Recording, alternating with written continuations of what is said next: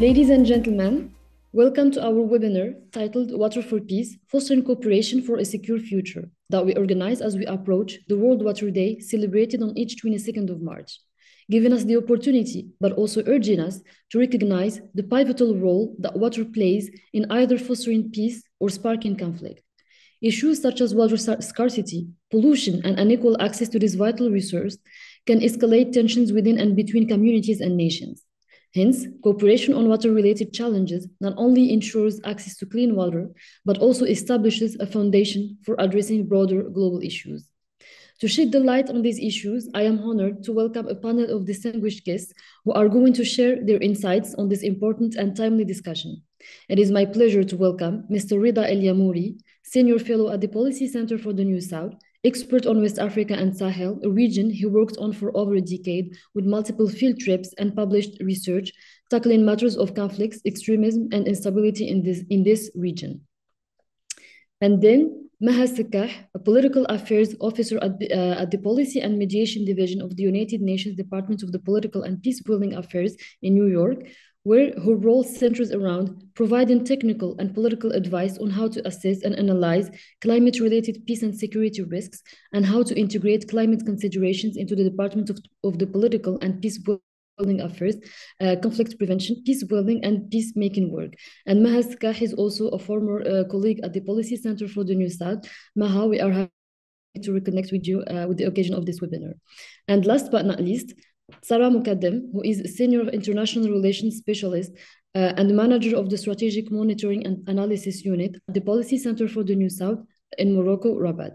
Specialist on the region of the Horn of Africa, and prior to specializing on this region, Sarah Mukaddem has worked as a research analyst in charge of specific due diligence, reporting, and risk analysis on private placement for a London-based investment fund focused on the mining and energy sectors. She has also worked with firms and individuals on attaining FCA authorization and regulation in the United Kingdom, and her previous professional experience includes a position as a visiting researcher at the Royal United Services Institute in 2011 and 2012 in London. Thank you very much for accepting the invitation and welcome to this webinar. So maybe to kickstart the discussion, I will ask a general question that is addressed to all of you, and feel free to take the floor.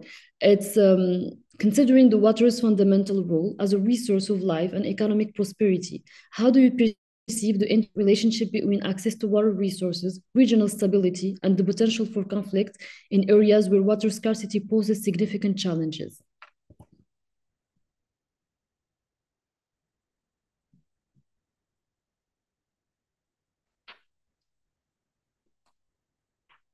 Maybe Rida or Sure. I'll take a first stab at it. Thank you, Amel, for organizing this, and thank you for having us. It's a pleasure to share this panel with all of you. I think everything goes around water. I mean, water is a source of stability, source of life, etc. And I think if we have to go back and look at the history and the impact that access to water has led to, not necessarily conflicts, but also transformation of the social structure. Let's look, for example, at the drought of the 70s and the 80s and the impact that had on West Africa. For instance, it has led to unprecedented level of migration to the north and to the south. The majority of people have fled to Libya, Algeria, Morocco, searching for work, and also has led to further urbanization in the south of in the southern part of West Africa. And if we look at today, I think it also continues to be, at least in West Africa, continues to be a source of not necessarily violent conflicts, but tensions, and creating further division among not necessarily just states, but also between communities. When we talk about the farmers competing with the herders, we talk about the fishermen as well, competing with the farmers and the herders themselves. The increased industrialization, for example, as well in West Africa, and the exploitation of natural resources that has an impact on water. For example, gold mining. So these are some of the transformations that have taken place and some trends that continue to take place, that continues to have an impact on access to water and have an impact on relationships and the geopolitics of the region. And as I mentioned, not necessarily just between states, but also between communities within a state. That's just what I think. I think that's my first thoughts before we kick off this discussion. Thank you very much for these interesting insights. Maybe Sarah or Maha, you would like to add some elements on this really very general question? I'm happy to give it a first try. Thank you very much for having me in this conversation. It's a pleasure to be back and speaking to old colleagues. I just wanted to mention that we were reminded at the last water conference in New York that 2.3 billion people are living currently in water-stressed countries. And unfortunately, this number is set to rise due to the impact of climate change. And so, of course, this not only affects people's livelihoods, but it has implications for global peace and security. And in our work at the Department of Political Affairs and Peacebuilding, we often see that climate-related peace and security risks, they manifest through the hydrological cycle. It's often both scarcity or abundance of water that represents risks for development, for prosperity. But I don't want to give only a doom and gloom picture, because one very important thing to note is that over time, there have been more incidences of international cooperation than conflict over water. And I can share this in the link, but there is the International Water Event Database that documents over 6,400 historical international water relations from 1948 to 2008, and showing that a majority of these events have led to more cooperative rather than conflict outcomes. But we can dive into details later in the conversation. Over. Thank you very much for this expert point of view on the specific question of the importance of water and also cooperation over water. Maybe Sarah, you'll have some aspects to share with us on this specific question. Well, first of all, thank you very much for inviting me to this timely conversation and sharing it with such a dear lineup to me. So very happy to see some old colleagues and to share this panel with them.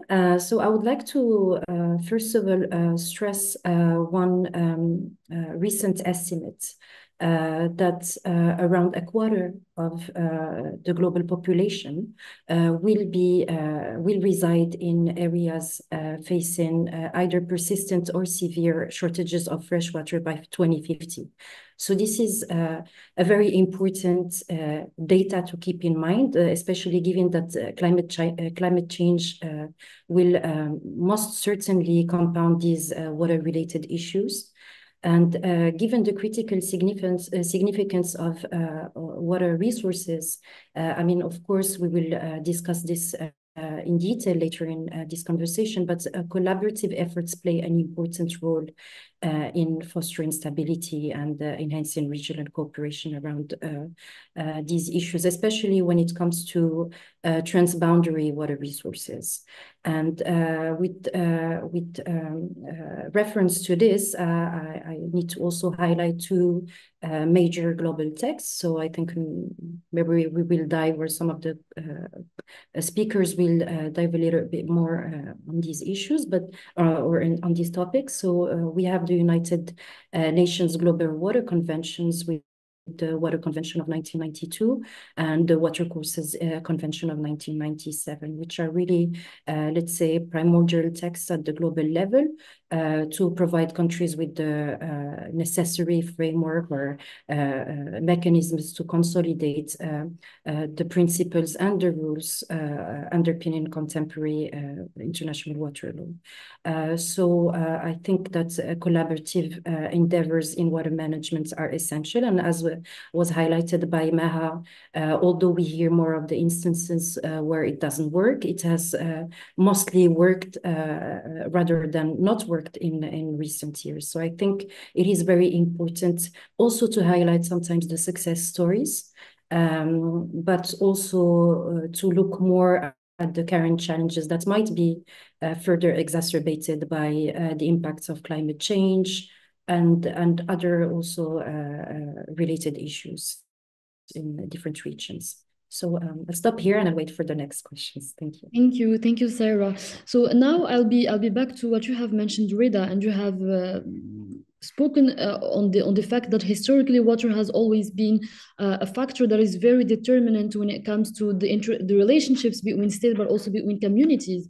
And we also know that historically the region of Sahel and Lake Chad Basin, in which you are expert, has known a lot of impacts of the climate change shocks. So we would like to hear from you, according to your expertise, how much does climate change contributed to ongoing conflicts in the Sahel and Lake Chad Basin, specifically on the question of water resources management?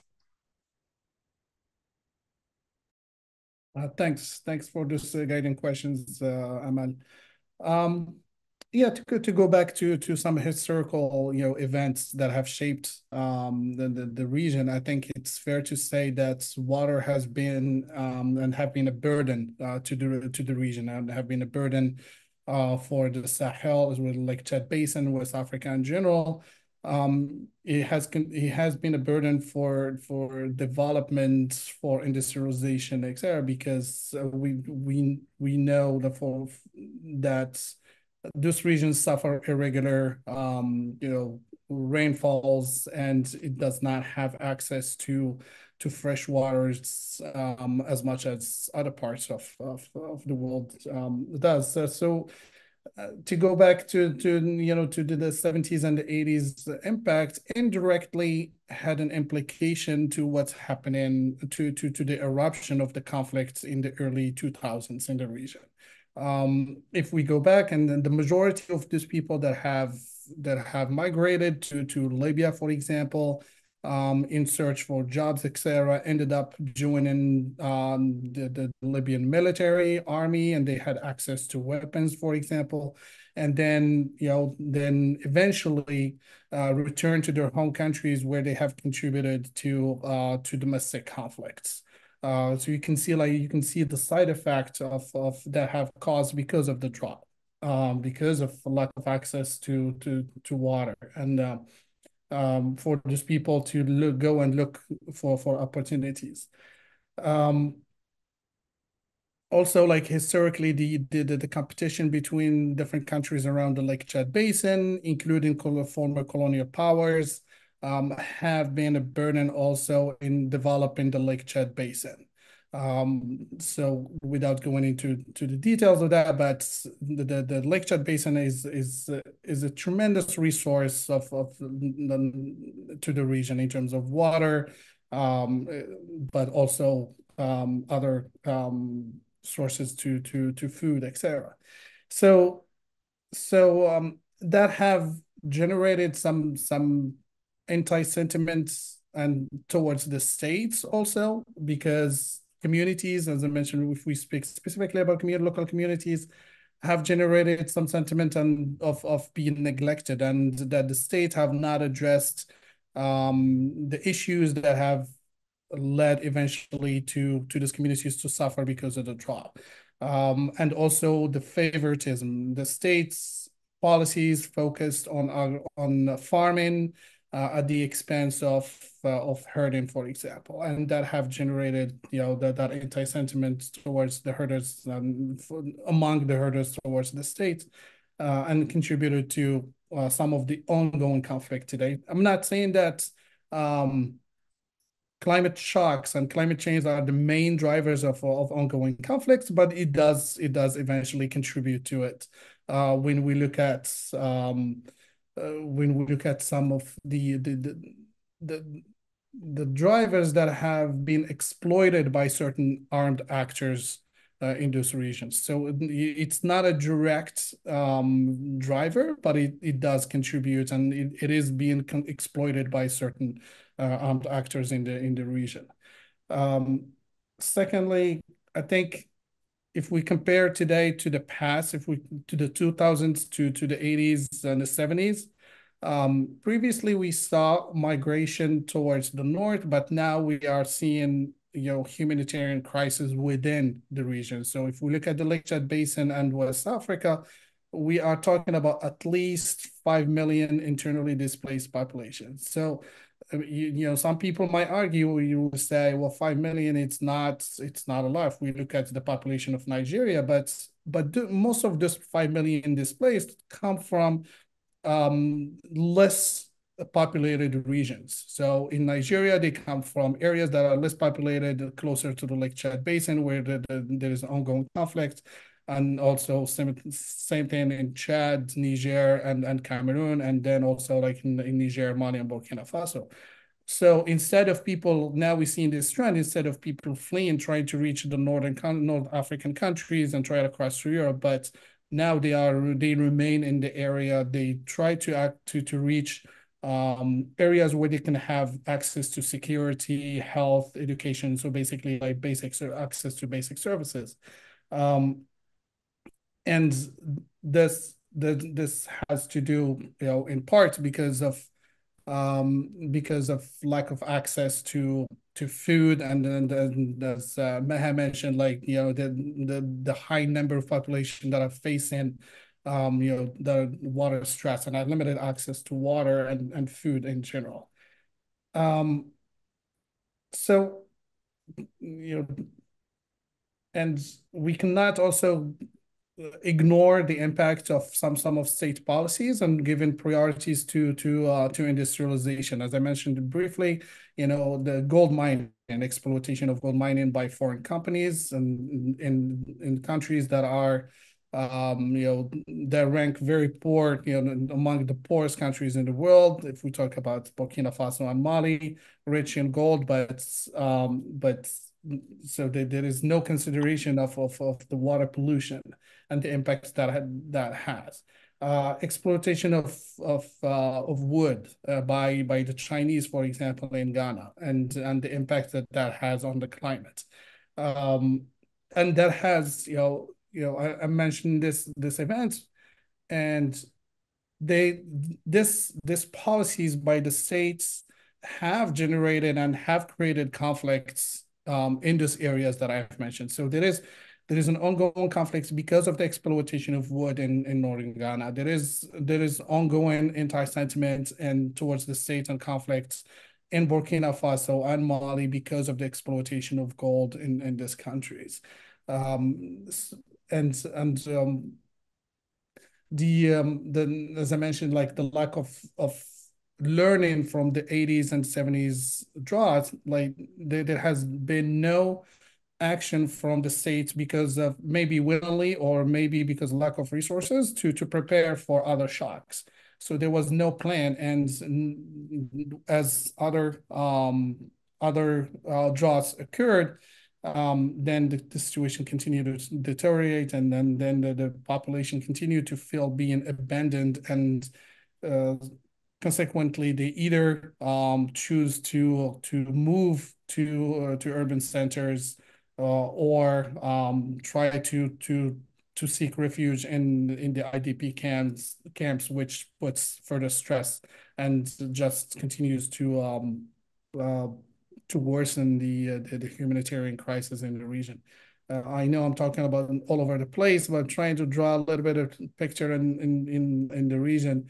But I'll stop here, and then looking forward to any questions and our discussion. Well, thank you very much, Rida, for giving us really this outlook, this complete outlook of what's happening in the Lake Chad Basin. And also you have touched upon a very important issue, which is related to the forced displacement that are induced by all these effects of climate change, of the scarcity of water. And we will for sure have the opportunity to also really go in depth on how to work on the resilience of these communities to prevent this kind of consequences of the climate change. And we will be back to you on the specific question later on in the discussion.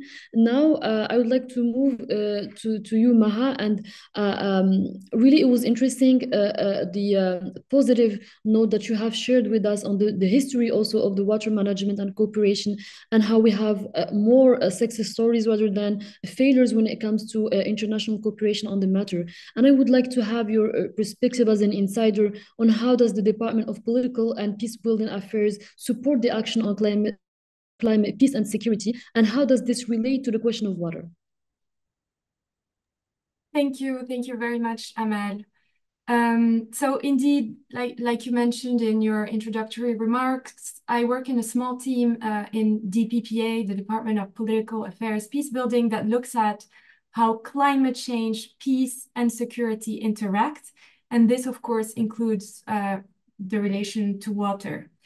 And we in DPPA, we're not climate experts, not at all, but we have come to realize that we need to take into account the impacts, the accelerating effects of climate change into our work on peace building and peacemaking. The reason for that is because out of the 25 countries ranked as most vulnerable to the impacts of climate change by the NDGAIN index, 17 of those either host a UN peacekeeping mission or a UN special political mission, or they're in a region that is covered by a regional office. And we think this is not a coincidence, because we see firsthand in these countries and in these communities that they are facing the double vulnerability of climate change and conflict. And so these missions that we in DPPA are supporting are increasingly confronted with the growing implications of climate change, and they find themselves needing to incorporate it into their daily activities, be it political analysis, early warning, prevention strategies, mediation efforts, good offices. So all of their activities are affected by climate change, and including water, either abundance or scarcity. And to give you a little overlook, zooming out at the global, more multilateral level, we see that many situations on the Security Council's agenda are evidence of this confluence of climate and security risks. The Council has explicitly recognized the destabilizing effects of climate change in country-specific and regional resolutions, including in the mandate of 10 special political missions and peacekeeping operations. And there are many reasons, really, why the climate, peace, and security agenda has become so prominent in recent years. I would say the first one is because countries and communities are speaking out more forcefully, and the volume of research, attention to the matter has grown, and this is providing new evidence of why this topic is so important. And it's also, and maybe more importantly, because simply the effects of climate change are continuing to accelerate, and this is why we don't see this topic fading away anytime soon. And in fact, 3/4 of disasters are water-related. So this just speaks to the centrality of the water as part of this climate and peace and security equation. But also outside the Security Council, there is growing momentum. Here in New York, there is a group of friends on climate, peace, and security that has now grown to 66 member states and is quite active. On the side of the let's say, climate community, this is also advancing. So COP27 in Sharm el-Sheikh was a big step. So while climate peace and security was not part of the negotiation, it was included for the first time, and the Egyptian presidency of COP27 launched a flagship initiative called Climate Responses for Sustaining Peace, which my department has joined as a partner. And then last year in the UAE, that was also another key moment, because for the first time there was a dedicated day on climate relief, recovery, and peace. So the first day at a COP that has a focus on peace. And this day led to the adoption of a declaration. It was endorsed by 82 countries, 43 organizations, including my department and the Department of Peace Operations. And what this declaration did was recognize that climate action in the most challenging circumstances, including in conflict-affected countries, is possible and should become mainstream. And as background, the reason for this day and for this declaration is because we're seeing that most of climate finance is not going to the most vulnerable countries, to the countries that most need it. It's not going to conflict-affected countries for many, many reasons. And then coming back to more the framing of this, we're seeing a shift from the framing climate security, which I believe, Rida, the paper you and I had worked on a long time ago was framed that way, climate security. But since then, we've seen a shift from the focus on security to precisely the opportunities for peace. And this is why we speak of climate peace and security and not just climate security, because we really want to emphasize this positive outlook and the fact also that peace building and climate action can reinforce each other. They can achieve some of the same objectives. It is possible to do both at the same time. And this is why we work very closely with development actors, climate actors, and we're trying to push as much as we can what we call integrated approaches. So together with UNDP, UNEP, and the Department of Peace Operations, we're working on these cross-cutting issues as part of the climate security mechanism. It's kind of an interagency initiative that brings the strengths and the expertise of different policymakers and different practitioners on the peace side, on the security side, on the climate and environmental side, and trying to better understand these linkages that are quite complex. So Rida, you outlined this very eloquently. It's not a direct linkages. Every situation is context specific and so many other factors enter into play. It requires a lot of understanding of the local context, the stakeholders, the communities. And so in the CSM, the Climate Security Mechanism, we do this work through different work streams. The first one is through capacity building across the UN system, but also beyond. And so we're deploying and backstopping climate peace and security advisors in UN field missions. This was quite revolutionary when it started some years ago, but we now have 5 advisors deployed in the mission in Somalia, in Iraq, in the Office of the Special Envoy in the Horn of Africa, in our offices in West Africa and the Sahel, and in Central Africa. And there is 1 advisor in a peacekeeping operation in South Sudan, and a lot of other missions will likely follow. And then we're also investing in the capacity to strengthen the abilities to analyze these risks, to prevent them. So we're developing and deploying trainings for UN field missions, but also for resident coordinators' offices, so the UN country teams in places where there are no missions. And we had one actually in the MENA region last year. And water scarcity and transboundary water cooperation was a big theme there.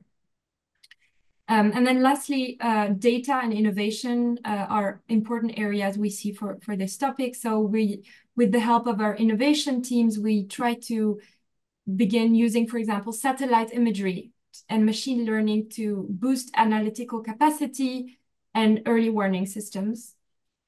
And then the second way we're supporting this work is through analysis. So we try to integrate a climate lens into, so to say, our core business in DPPA. And there is the Peace Building Fund of the Secretary General that is increasingly investing in climate-sensitive projects. Actually, over $85 million have gone to 40 projects since 2017. And a thematic review of these projects was just published, so I'm happy to share that with you if you're interested. And then we're supporting the country teams and the missions in conducting risk analysis and risk management. And we did, for example, studies in Iraq, most recently in Mauritania and Afghanistan. Secondly, we do this through knowledge co-generation, advocacy, and partnerships with others, of course, because it's such a cross-cutting, such a big theme.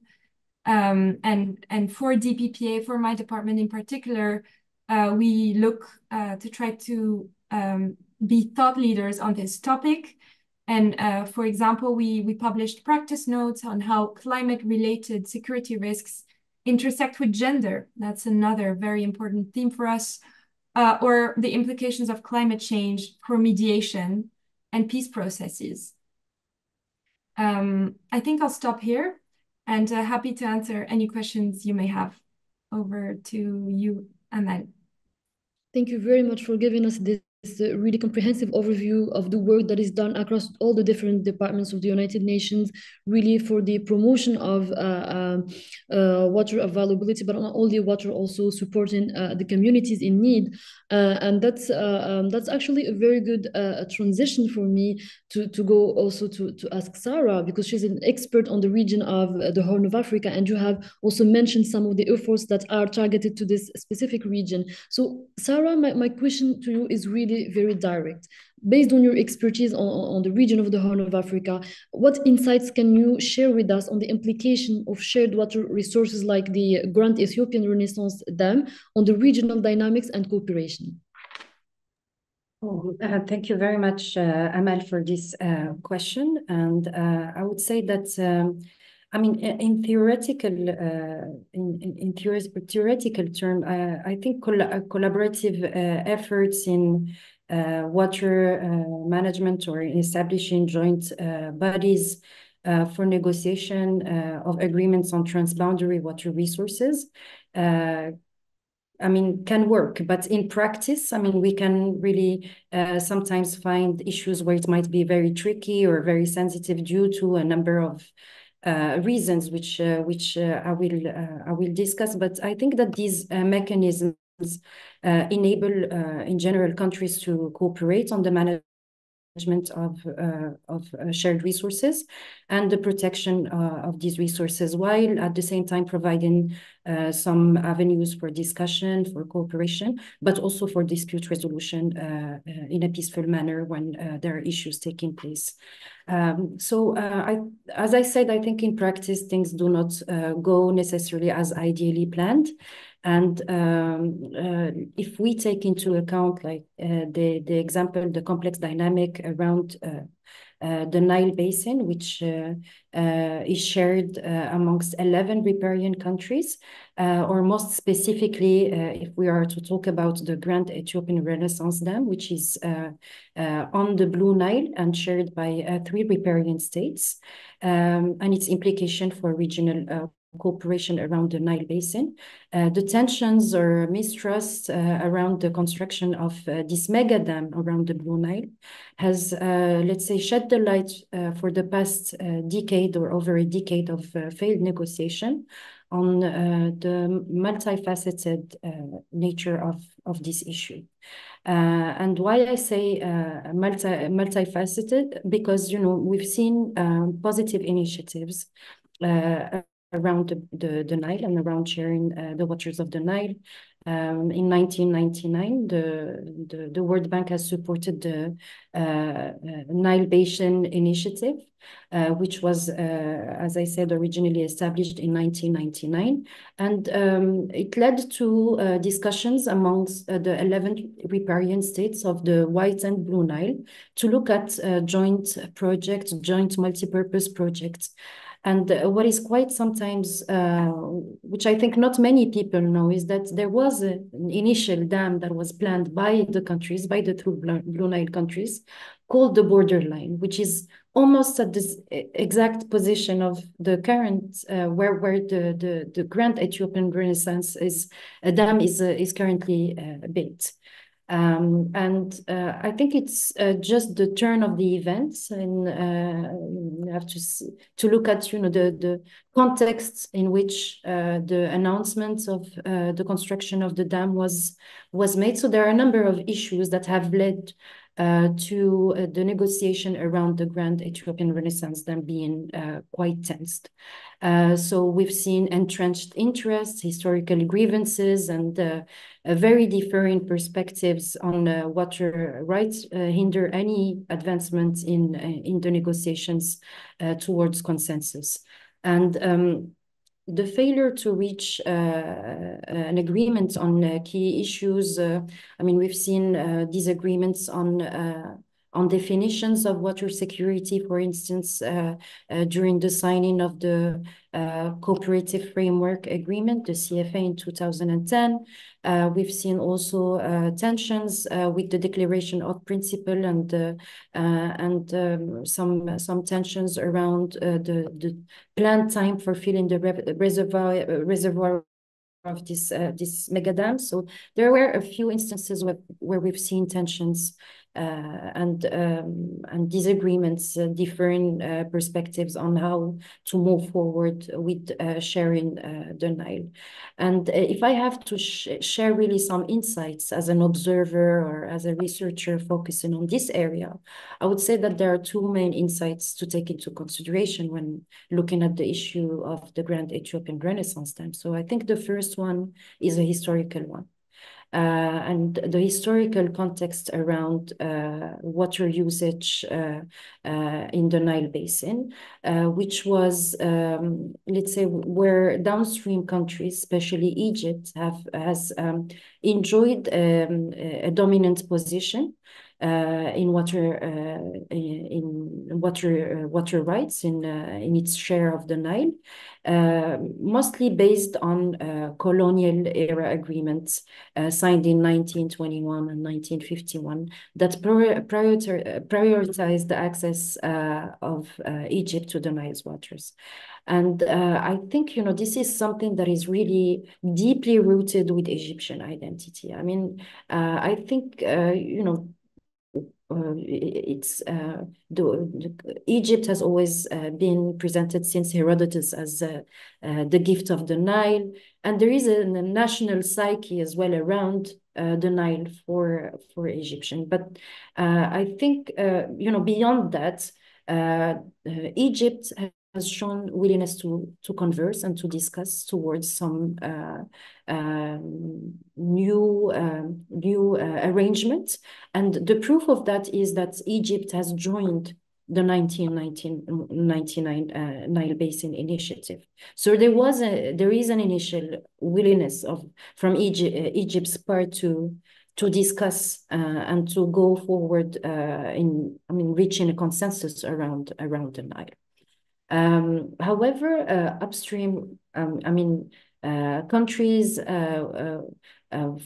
for instance, in this case, Ethiopia, which contributes an important share of the Nile's flow, were increasingly asserting their right to develop their resources for economic growth and development. And this shift in power dynamic has challenged the traditional hierarchy of water usage and kind of complicated the effort towards reaching a consensus.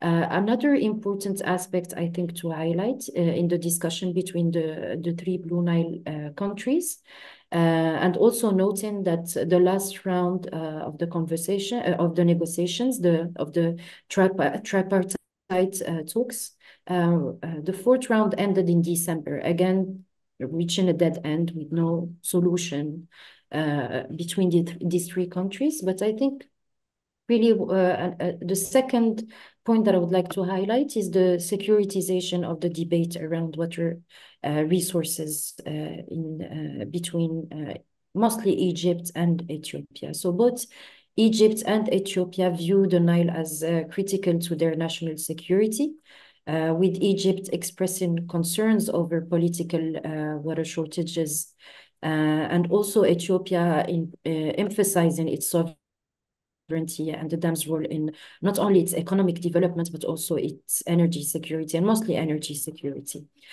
So this securitization of water issues exacerbates the existing sensitivities and mistrust that the two countries have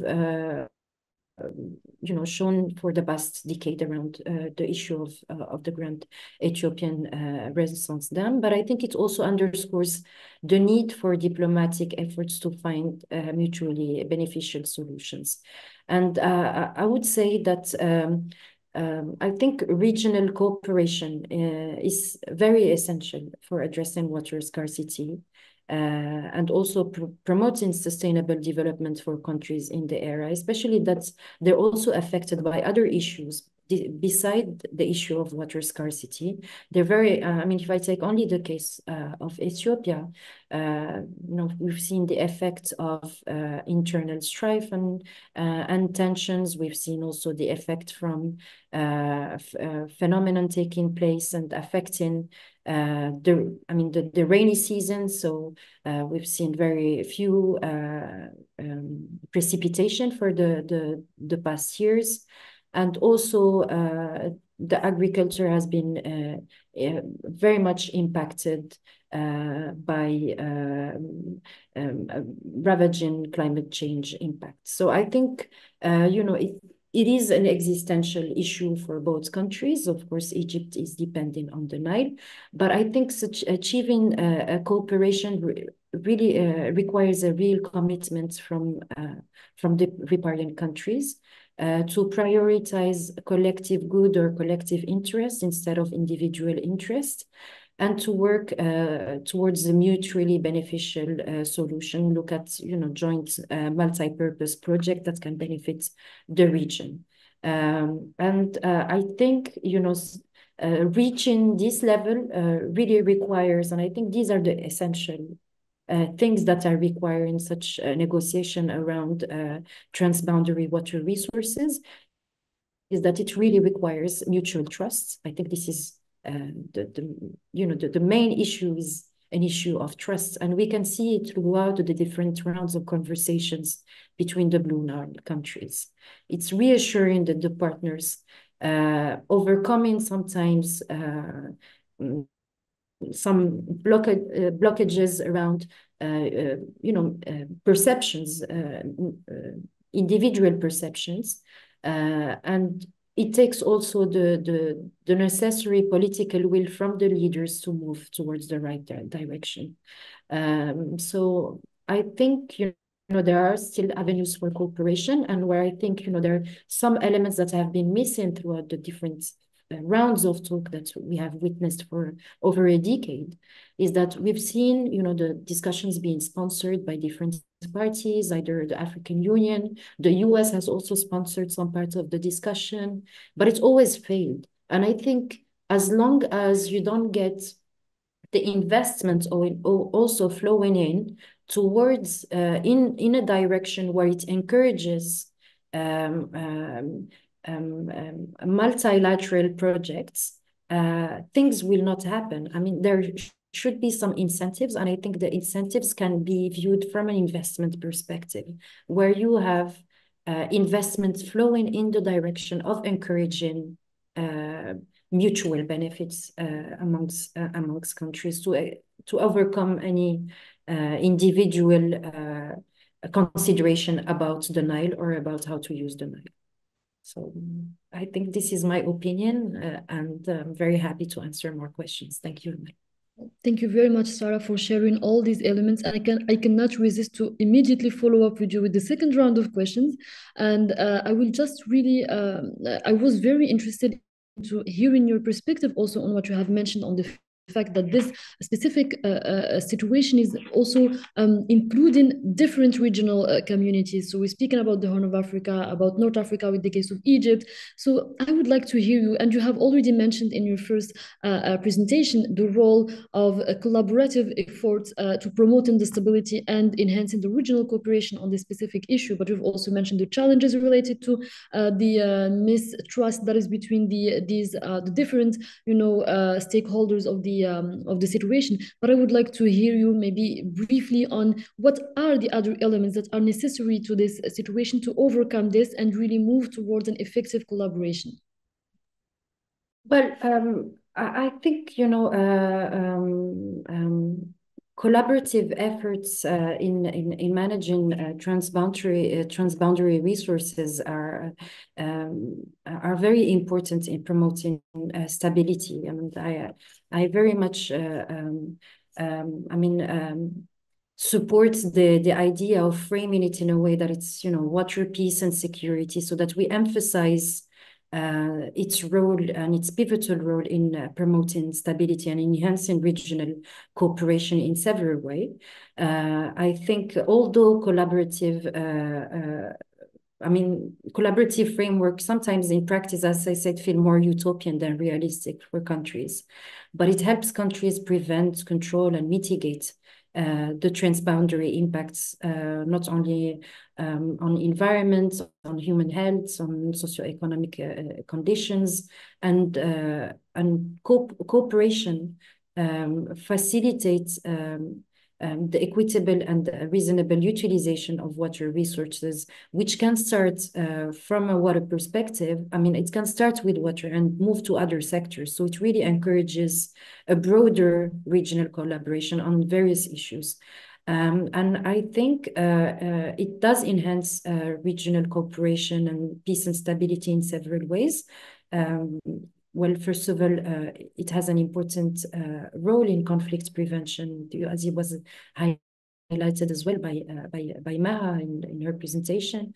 I think the effective management of transboundary water resources through collaborative efforts can help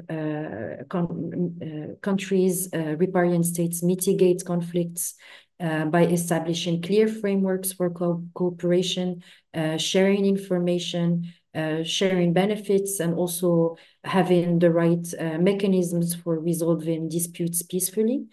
So it does reduce the likelihood of tensions escalating into conflicts over water.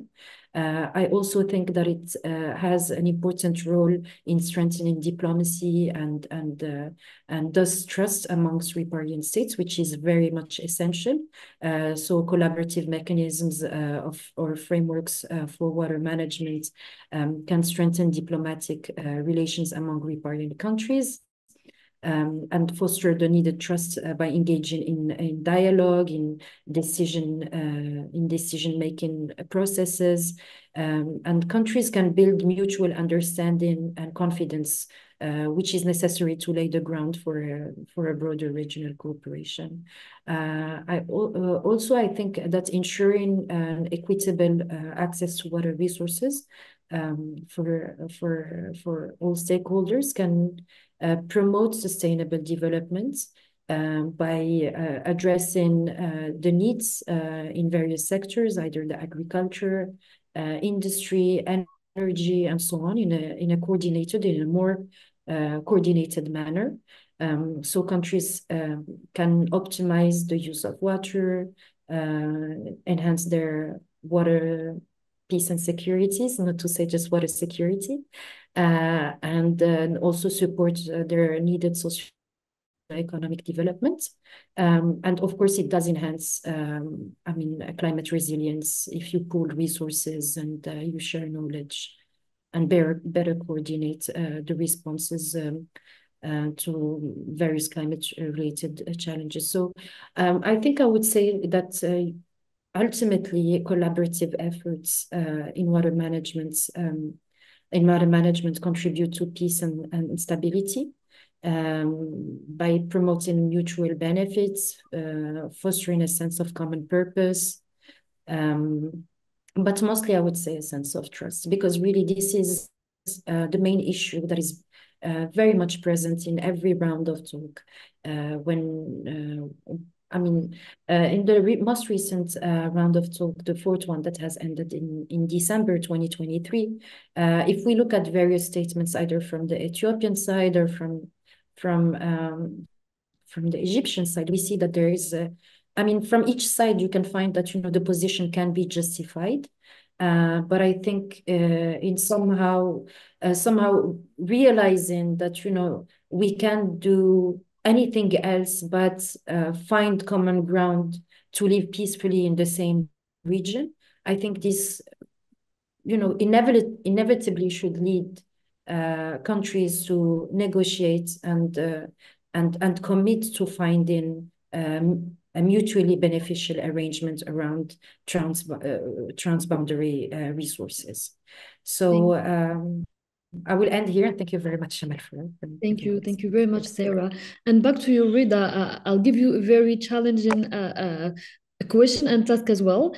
As we approach the end of this very interesting webinar, I would like to really be back on the outlook that you have provided us with on the region of West Africa community, and the fact that they're very vulnerable to the impact of climate change, and how this is also fueling conflict, or at least contributing to it. So I would like to ask you what it takes to build the resilience of the communities of West Africa, and I would like to really ask you in less than 5 minutes to also convey a message or something you would like to say about this the approaching International Water Day in the occasion of this webinar that we're having.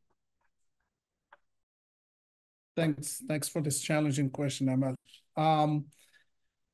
When we look at these communities, they have been resilient throughout the history. I think when we look at the conditions, they have been for centuries compared to today is much, we can say, worse than they are today. But still, we did not see violent conflict as we are seeing them today. So these communities are resilient and have sources of resilience, and they have survived climate shocks in the past. We talk about the climate shocks of the 70s and 80s. We did not see violent conflicts during this periods as we are seeing them today. Why? Because today we see communities that are increasingly feeling being victims of state policies. The example of why did they take up arms? Because they see themselves being pushed aside. They asked for protection, for example, from the state, but the state did not provide that protection.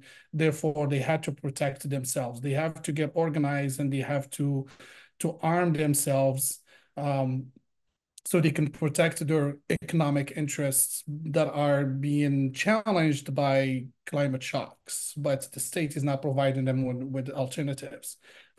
Even during this ongoing conflict, and where I stand, and to add to what Maha said, my job is to impact the local context at the community level to the donors and implementers. In the most conflict-impacted areas in Lake Chad Basin, communities continue to be resilient, to get organized in a way so they could survive.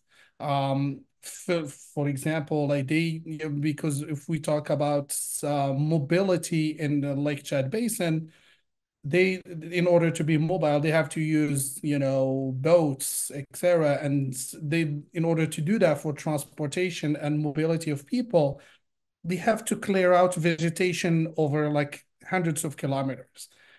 nobody does that for them. They do that themselves. Those communities move the vegetation, create canals so they could transport and also move people along those canals so they can continue their economic activities and sources of livelihoods, like such as transportation of fish, dry fish, smoked fish, etc., and livestock. So, and they're doing this while they are also being exposed to acts of extortion by Islamic State and Al-Qaeda affiliated groups. So they're doing that in an environment that is very, very insecure. They lack protection. So those communities are resilient, and I think the advice that I continue to do is not to create something new, is to reinforce what already existed. You go to a lot of communities and you ask them to do things differently, and they would refuse because that's not how they have done it. And the way you are trying to tell them to do it, it's not going to work because they know, because nobody else know better than that. So it's like coming in and as Maha said, like to come into this conflict affected areas and try to implement projects. In your mind, you are doing good, but if you're not being conflict sensitive and doing the analysis ahead, you are going to create further conflicts. You are going to make the situation worse rather than creating solutions. So I think you know, being sensitive and being aware of this local context at the community level is key for this these programs to succeed and to make the positive change.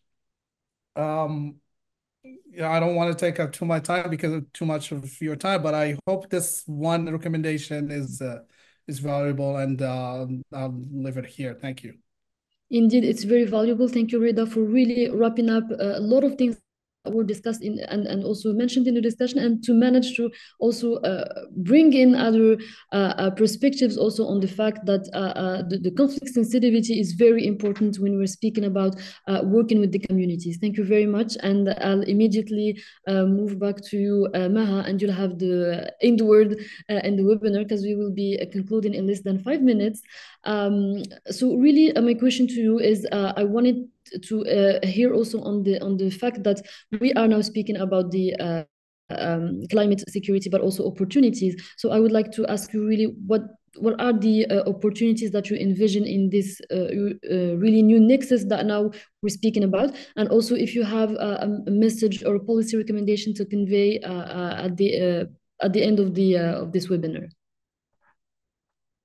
Thank you. Thanks a lot. I wanted to react on the question that was asked to Sarah on trust. You mentioned, you really underscored trust, and I wanted to respond to that, saying I very much agree, because we see that, especially in the transboundary nature of shared water basin, actions in one country are going to have ramifications for others, and the additional challenge is that most countries do not have all of their transboundary basin covered by operational agreements. And so, as you mentioned, trust, I wanted here to highlight the UN Secretary General's new agenda for peace that was published last year. And it's his vision of multilateral efforts for peace and security. And it's framed around 3 core principles: trust, solidarity, and universality.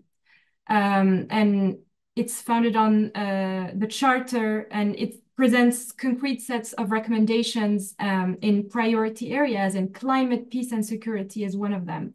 So I encourage you to take a look at that and also share it widely.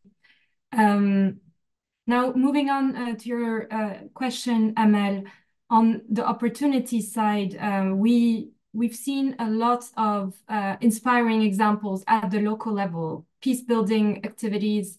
I mentioned earlier the Peace Building Fund activities on this file.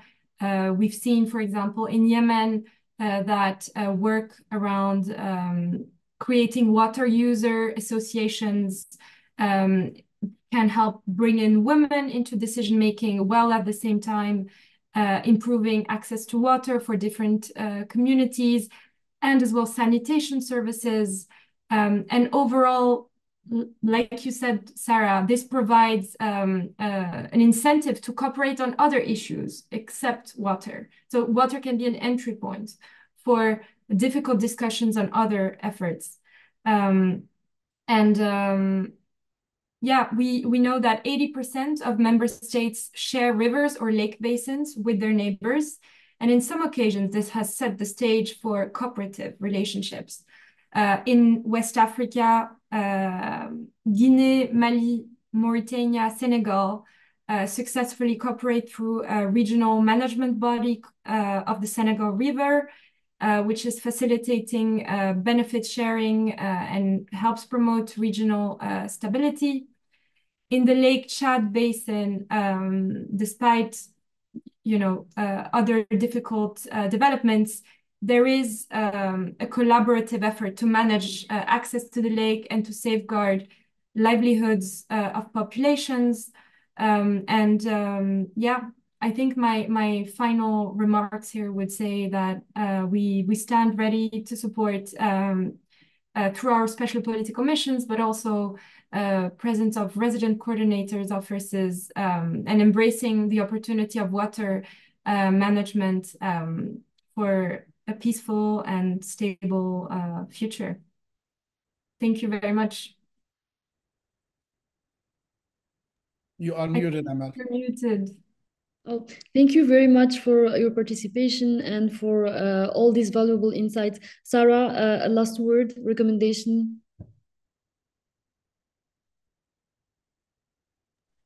Yes, I think I stressed. I think that trust is a prerequisite for any development, any positive development around finding the right way to share resources, and also looking at it from a peace building perspective. I think I would join Maha in saying looking at it from a peace perspective rather than a conflict, the source of conflict.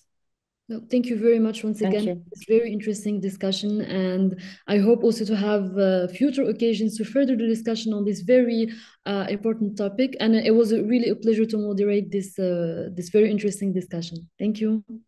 Thank you a lot, Amal. Thank you. Thank you very much.